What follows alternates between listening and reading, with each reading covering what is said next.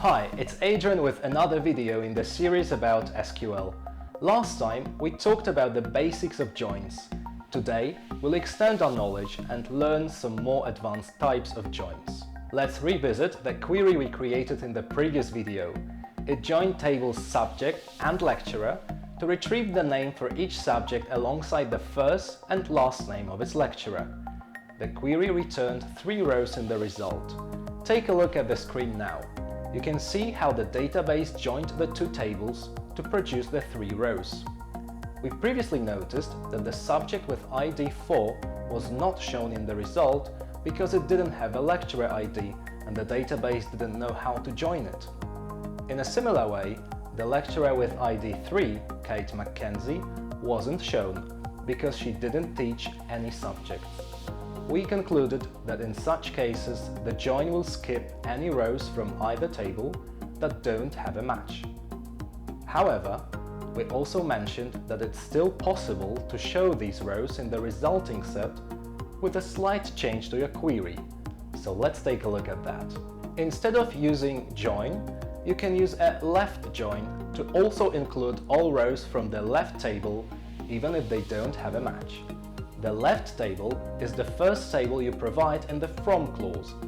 As you can see, we simply changed the keyword join to left join in the query. In this case, non-matching rows from the left table will be shown with null values in all columns that belong to the right table.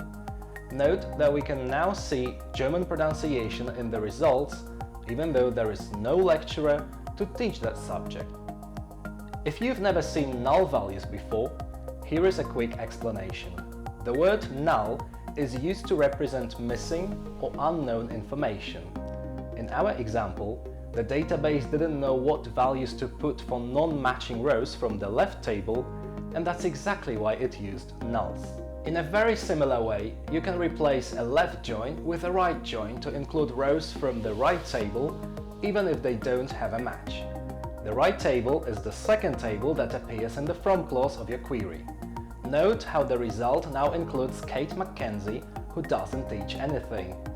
Kate comes from the right table and doesn't have a match in the left table, but she is still shown with some null values.